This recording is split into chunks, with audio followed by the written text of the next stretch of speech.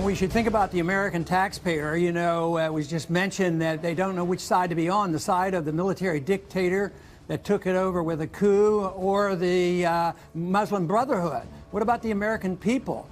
And we've been in there too much. You know, just 60 years ago, we did the same thing over in Iran, and it's still going on, that problem. We overthrew an elected leader, Mossadegh, and we're still in a problem with the Iranians.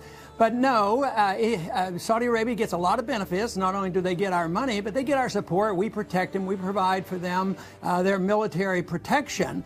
But the American people suffer the most. They pay all the bills. So this idea that we can pick one group over another and think it's going to work out.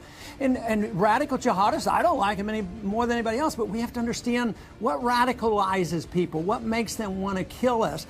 And it precisely is because we get involved underthrowing and controlling the government. Just how long did we support Mubarak?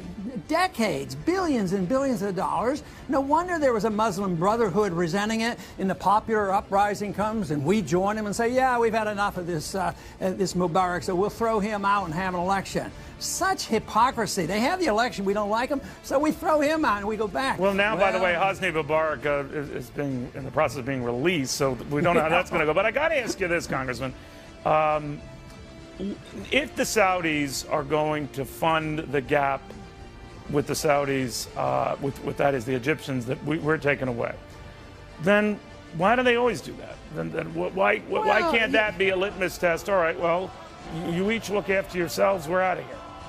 If we were out of the region and we weren't giving any benefits to the Saudis, which we do, if that were the case, I would say let them do what they want. It's their neighborhood. The Saudis aren't going to come over here and tell us to deal with our own borders here, you know, with Mexico or something. We don't want foreigners coming here. So why should we be over there picking and choosing? They have more of a justification to deal with what they want over there than we do. But I think you're not worried, Congressman, about the Chinese or the Russians who might try to fill the void and work this against us?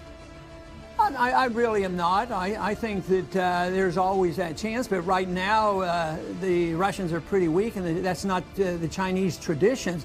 The Chinese tradition the last 10 years or so is to work hard, save money, and buy up oil interests, not only in Iran and other places, but they're acting like capitalists. I mean, that's why they have the edge right now, not because they've sent troops out.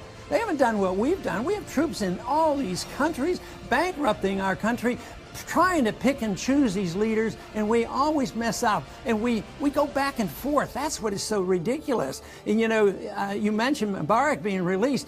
Ironically, people say, hey, maybe Mubarak was better than the rest. Maybe we made a mistake by throwing him out, which I'm being very facetious. Right. But that's how silly it gets. So I think the policy of neutrality, minding our own business, staying out of the internal affairs of other nations, having a strong national defense is pretty good advice. And that's about what is authorized in the Constitution. And I think it's sad that we get so involved in this mess, and it's endless. And it's almost like if you don't agree with those who say, well, pick sides and bash the Brotherhood and do these things, that we're un-American or that we're not patriotic or something. Well, I think a true patriot would defend America and defend the American taxpayer and defend a policy that doesn't invite us to get in the middle of all these battles and have, you know, the administration after administration flip-flopping all around. I mean, not only do we have this problem in Egypt right now, but what about Syria? Iraq is in shambles. Afghanistan is not. No, you're